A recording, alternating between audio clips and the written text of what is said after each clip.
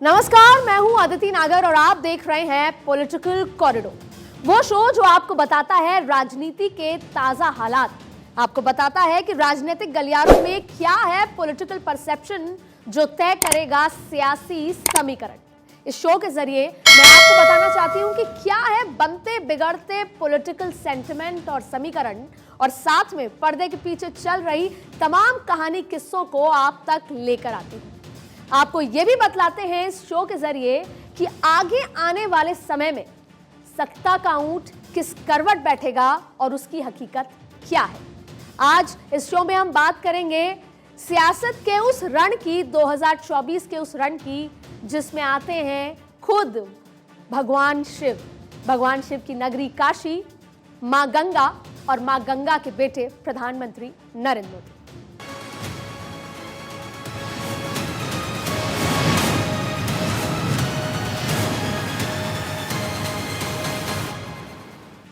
जैसे जैसे 2024 का रण नजदीक आ रहा है, वैसे वैसे सियासी समीकरण भी तेज होते जा रहे हैं। लेकिन यह तो तय है कि 2024 के चुनाव में सबसे अहम मुद्दा विकास ही रहने वाला है, जिसमें गिनाने के लिए मोदी सरकार के पास अपनी उपलब्धियां हैं तो विपक्ष के पास सरकार की कमजोरियां।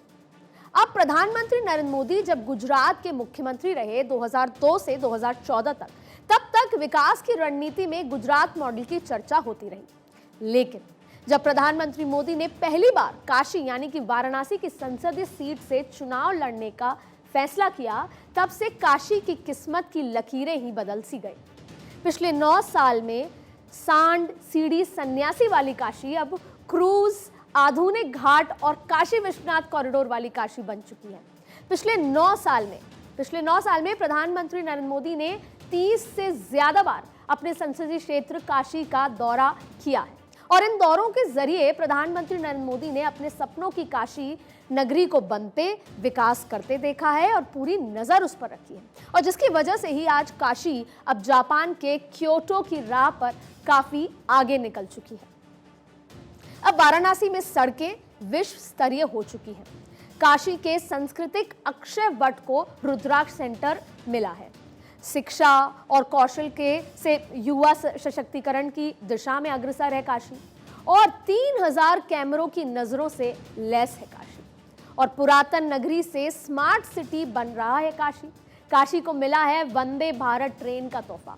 हृदय परियोजना से जीवित हुई, और काशी की परंपरा काशी आने वाले यात्रियों की तादाद दुगनी से ज्यादा हो गई है।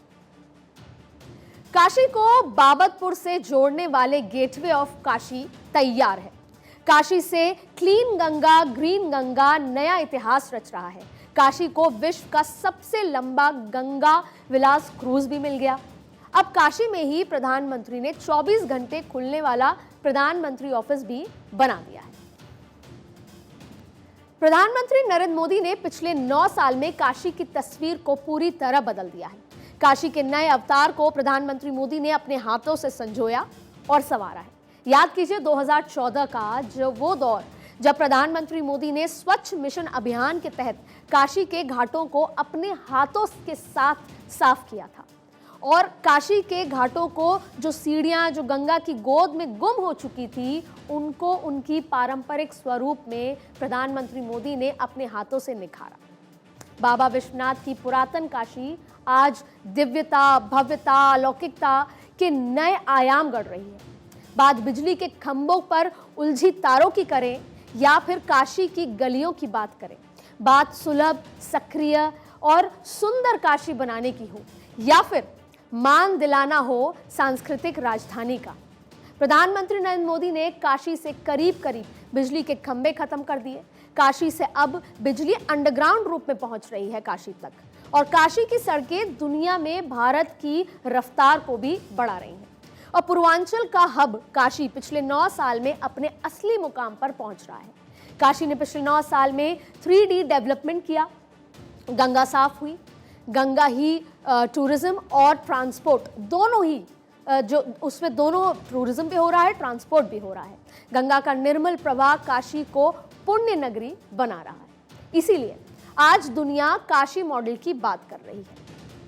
कि विकास का जो मॉडल काशी रच रहा है उसे काशी के विकास की गाथा महागाथा बनकर दुनिया में आगे निकल चुकी है। इसीलिए 2014 और साल 2019 की राह इस बार भी बाबा विश्वनाथ का आशीर्वाद लेकर प्रधानमंत्री नरेंद्र मोदी 2024 के रण में जय घोष कर रहे हैं।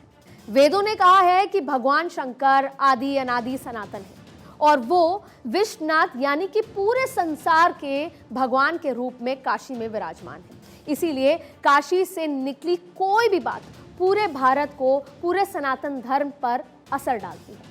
काशी का विकास ऐतिहासिक है, इसीलिए भारतीय राजनीति में 2024 के रण और 2024 की दिल्ली विजय का केंद्र पड़ाव काशी ही रहने वाला है।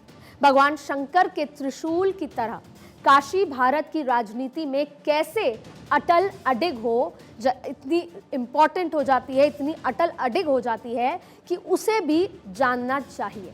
और आइए आपको बताते हैं कि कैसे एक आध्यात्मिक नगरी राजनीति के नए सिद्धांतों को रचती है। काशी की संसदीय सीट है वाराणसी। पूर्वांचल उत्तर प्रदेश से सबसे अहम सीट है वाराणसी। इतिहास में वाराणसी यूपी बिहार का जो व्यापारिक हब रहा है हमेशा, और पूरे भारत में तीर्थ के लिए लोग काशी जाते हैं। काशी के पॉलिटिकल सेंटिमेंट का असर पूरे भारत पर होता है। पूर्वांचल से ही देश को 7 प्रधानमंत्री मिले हैं। 24 जिलों की 32 लोकसभा सीट को सीधे प्रभावित करता है काशी। काशी तमिल से भी जुड़ता है और गुजरातियों से भी। वड़नगर के जो शिव भक्त हैं नागर, वो जो कम्युनिटी है नागर कम्युनिटी, बड़ी मात्रा में काशी में रहती है। वड़नगर प्रधानमंत्री मोदी की जन्मस्थली है और वड़नगर टू वाराणसी का भी अपना नया जुड़ाव है। देखिए, काशी के लिए जितने प्रधानमंत्री मोदी जरूरी हैं, उतने ही उत्तर प्रदेश के सीएम योगी आदित्यनाथ। इसको ऐसे समझा जा सकता है कि योगी आदित्यनाथ लगातार दूसरी बार उत्तर प्रदेश की सत्ता संभाल रहे हैं। योगी आदित्यनाथ ने उत्तर प्रदेश में सबसे ज्यादा दिन तक सीएम रहने वाले कीर्तिमान भी स्थापित कर लिया है। लेकिन योगी आदित्यनाथ के लिए काशी कितना जरूरी है और कितना महत्वपूर्ण है, उसे आप सीएम योगी की काशी दौरों के आंकड़ों से समझ सकते हैं। सीएम बनने के बाद से योगी 113 बार काशी का दौरा कर चुके हैं। 113 दौरों में से वो 100 बार काशी विश्वनाथ जा चुके हैं। औसतन हर 21वें दिन एक बार योगी आदित्यनाथ काशी जाते ही हैं। यानी 2017 से 2022 तक सीएम योगी लगभग 74 टाइम्स 74 बार शिव दरबार में हाजिरी लगा चुके हैं। और 2022 से अब तक योगी आदित्यनाथ 26 बार विश्वनाथ दरबार पहुंच चुके हैं। सीएम योगी आदित्यनाथ काल भैरव के दरबार में 100 हाजिरी लगाने वाले सीएम बन गए। भगवान शंकर के दरबार में हाजिरी केवल आस्था का विषय नहीं है। काशी की आस्था राजनीतिक वोट बैंक पर असर डालती है। इसीलिए प्रधानमंत्री मोदी हो या फिर सीएम योगी, दोनों के लिए काशी की महत्वता बहुत ज्यादा है और जिसका रिफ्लेक्शन 2014 में और 2019 के लोकसभा चुनाव में साफ नजर आया था। 2014 में पहली बार प्रधानमंत्री मोदी वाराणसी से उम्मीदवार बने। 2014 में बीजेपी ने यूपी में ऐतिहासिक प्रदर्शन किया और 42% वोट के साथ बीजेपी ने 71 सीटें जीती, जबकि 2014 में बीजेपी ने कुल 282 सीट जीती थी। देश के 31 राज्यों में बीजेपी का, देश के लगभग अगर ऐसे देखा जाए तो 31 राज्यों में बीजेपी को 211 सीटें मिली थी और इसी जीत ने बीजेपी को दिल्ली में सत्ता दिलाई। ये तो रही केवल 2014 के लोकसभा की बात। अब उसमें थोड़ा आगे बढ़े तो 2019 के चुनाव में भी बीजेपी के विजय रथ का सारथी उत्तर प्रदेश ही बना। 2019 में बीजेपी ने पूरे देश में 545 लोकसभा सीटों में से 303 सीटों पर अपने दम पर जीत हासिल की और माना जाए तो ये विजय भी काशी की ही देन थी, क्योंकि काशी से एक बार फिर बीजेपी के उम्मीदवार प्रधानमंत्री मोदी ही थे। 2019 में बीजेपी ने दूसरी बार पूर्ण बहुमत की सरकार बनाई। 303 सीटें बीजेपी ने अकेले अपने दम पर हासिल की। 80 सीटों में से इस बार भी बीजेपी ने 62 सीटें जीती। बीजेपी ने 2019 में यूपी में 49.97% का वोट शेयर जीता। तो देखा जाए तो काशी यानी कि वाराणसी की लोकसभा सीट बीजेपी के लिए कितनी महत्वपूर्ण है, प्रधानमंत्री मोदी के लिए और दिल्ली की सत्ता के लिए कितनी जरूरी है। पॉलिटिकल पंडित तो ये भी कहते हैं कि 2019 की जीत में काफी मजबूत हाथ सीएम योगी आदित्यनाथ का रहा, लेकिन 2014 में प्रधानमंत्री मोदी ने अपने काम और अपनी लोकप्रियता के बल पर ही काशी विजय की थी, जिसमें भगवान शंकर के साथ साथ मां गंगा का आशीर्वाद था।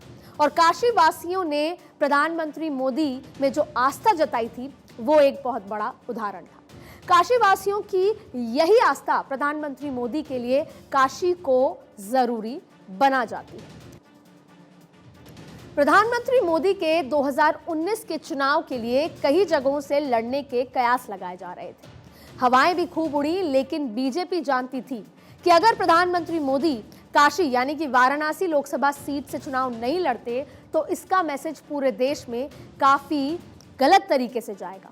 जिसका उदाहरण यह है कि विपक्ष कह सकता था कि प्रधानमंत्री मोदी वाराणसी को छोड़ गए।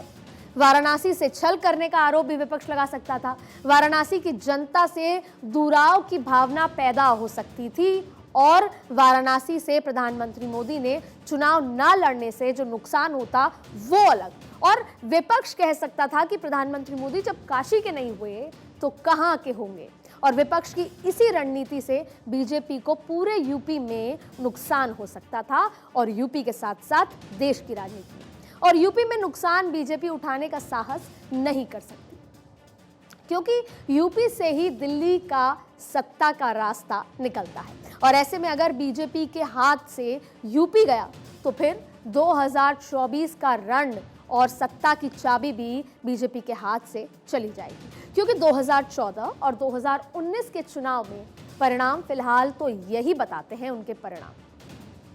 अब अगर 2024 में भारतीय जनता पार्टी 2009 वाले परिणाम लेकर आती है तो यूपी में उसे सीधे सीधे 52 सीटों का नुकसान हो सकता है और बीजेपी इस नुकसान को पूरे भारत में कहीं से भी हासिल नहीं कर सकती, क्योंकि संघ से लेकर बीजेपी के रणनीतिकार भी मानते हैं कि भारतीय जनता पार्टी उत्तर भारत में अपने सैचुरेशन पर है और इसीलिए उत्तर भारत से बीजेपी सीटों में इजाफा नहीं कर सकती। बीजेपी के बंगाल, उड़ीसा के साथ साथ दक्षिण भारत की सीटें ही बचती हैं और इन सभी जगहों पर बीजेपी चुनावी मैदान के साथ साथ संगठन के जमीन पर भी काफी कमजोर है। और इसीलिए बंगाल में, वैसे देखा जाए तो बंगाल में लोकसभा चुनाव में बीजेपी ने काफी दमखम दिखाया था, लेकिन विधानसभा में वो चमत्कार दोहरा नहीं सकी। ऐसे में 2024 में अगर बीजेपी को अपने नारे 400 पार पर अमल करना है तो उसे यूपी में अपना 2014 वाला प्रदर्शन ही दोहराना पड़ेगा और जिसके लिए काशी फिर अपने सांसद श्री नरेंद्र मोदी का इंतजार करती दिखेगी। यूपी में 2024 के वक्त सीएम योगी आदित्यनाथ ही सत्ता में रहेंगे और इसीलिए सरकार रिपीट के लिए उनके प्रदर्शन पर भी सबकी नजर रहेगी।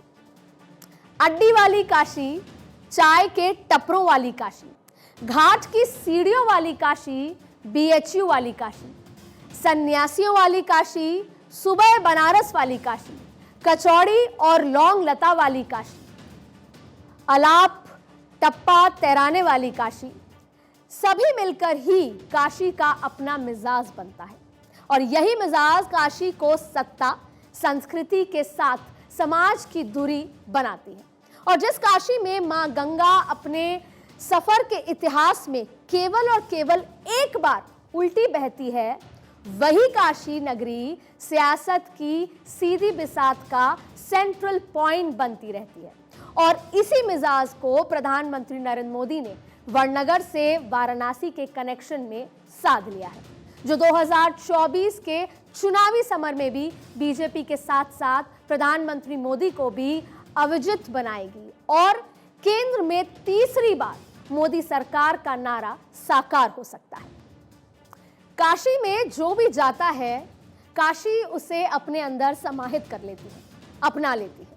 प्रधानमंत्री मोदी को भी काशी ने बखूबी अपना लिया और एक बार फिर प्रधानमंत्री मोदी उसी काशी से बाबा विश्वनाथ का आशीर्वाद लेकर केंद्र के 2024 के चुनावी समर में उतरेंगे और दिल्ली की विजय पताका को जीतने का पूरा प्रयास करेंगे। आज पॉलिटिकल कॉरिडोर में इतना ही। अगले हफ्ते फिर लेकर आऊंगी कुछ नए कहानी किस्सों के साथ, कुछ नई सीक्रेट स्टोरी के साथ। तब तक बने रहिए भारत 24 के साथ।